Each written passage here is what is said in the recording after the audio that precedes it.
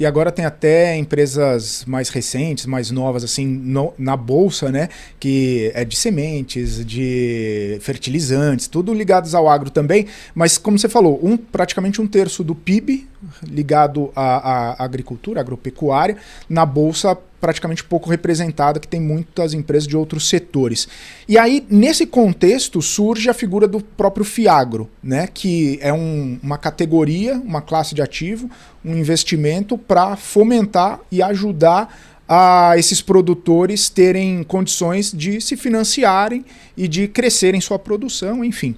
Queria que você explicasse um pouquinho mais sobre esse contexto de entrada do Fiagro, o que é, e, claro, né, um overview assim, do que é o Fiagro. Legal. Quando o autor da lei, né, o deputado Arnaldo Jardim, pensou no Fiagro, ele tinha duas expectativas. Criar um fundo para poder resolver um pedaço da questão de organizar essa questão de patrimonial, de sucessão familiar, porque o pai tinha terra, o pai faleceu, ou o avô ficou para os filhos, mas tem 3 filhos com vocação, 2 sem vocação, como é que fica? Vende a fazenda, não vende? Então o Fiagro como instrumento disso, a gente pode tentar aprofundar um pouquinho depois, se você quiser. E o Fiagro como crédito, né? Falta crédito no rural no Brasil. O Brasil tem uma carteira de crédito rural em torno de 750 a 800 bilhões de reais. É gigantesco. Considerando que o setor produz e vende 1 trilhão e 100 bilhões de reais, então quase 70% a 80% do valor de venda é necessário ter financiamento. E durante muitos anos, qual foi o financiamento reinante no Brasil? Foi o financiamento subsidiado, através do Plano Safra. Então, o Plano Safra foi o grande financiamento que é subsidiado pelo governo. Então, o orçamento da União, todo ano pega lá os deputados e senadores, 12, 13 bilhões de reais e coloca para diminuir os juros. Então, imagina só, assim, para facilitar para quem está nos ouvindo. CDI hoje está 13,75. O banco vai emprestar para o produtor a 8. Essa diferença de 8 para 13,75, quem cobre é o governo federal. Então, isso dá um tanto de dinheiro. Quando o CDI está mais baixo, o 13 bilhões faz mais dinheiro, porque você precisa equalizar menos. Quando você deita alto igual está agora, diminui o tamanho do cheque, do Plano Safra. Isso foi insuficiente, então a agricultura cresceu pra caramba, é só pegar os últimos 10 anos, né? Enquanto o setor de serviços caiu 1,5%, o setor subiu 1,5% no Brasil, o setor industrial caiu 12%, a agropecuária, que a agropecuária é produção rural mesmo, não é agronegócio, é agropecuária dentro da fazenda, subiu 25%. E cada vez o Plano Safra foi ficando menos relevante. Ele é importante, mas cada vez menos representativo na demanda de crédito no Brasil.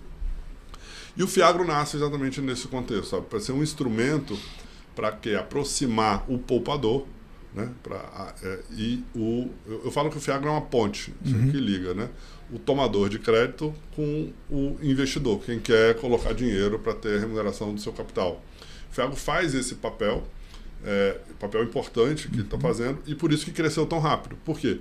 Tem uma demanda reprimida, eu falo que foi juntou a fome com a vontade de comer, assim. Tem uma demanda reprimida gigante por crédito, precisa de crédito, falta fonte, porque o Plano Safra não dá conta, o BNDES diminuiu o seu tamanho nos últimos anos, o BNDES chegou a ter 20% do carteira de crédito no Brasil, hoje tem 9,2%, então o BNDES diminui de tamanho e isso cria uma avenida para o mercado de capitais, exatamente para aproximar.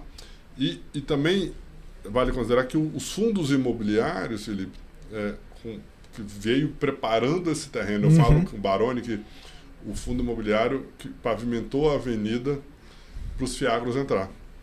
Então o investidor de fundo imobiliário que gosta de receita todo mês, sabe, que está acostumado, ele viu lá, assim, eu tenho shopping, eu tenho laje na Faria Lima e eu tenho terra. Não é a mesma coisa, eu tenho crédito rural, né? Sim. Não é a mesma coisa, também pode aprofundar, mas assim, virou uma classe a mais para investir. Criou a cultura, né? Criou super essa cultura para poder investir. Então, é isso, assim, o Fiagro nasce nesse contexto exatamente e pegar 1/3 do PIB nacional.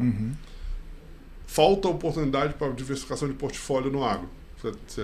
Às vezes a pessoa está muito tomada na sua carteira em mineração, em banco, em energia, e falta oportunidade no agro. Demanda gigantesca por crédito. sabe? É o setor que mais cresce no Brasil. Juntou isso tudo, assim, a estrada pavimentada pelos fundos imobiliários. O investidor tá seguindo esse caminho.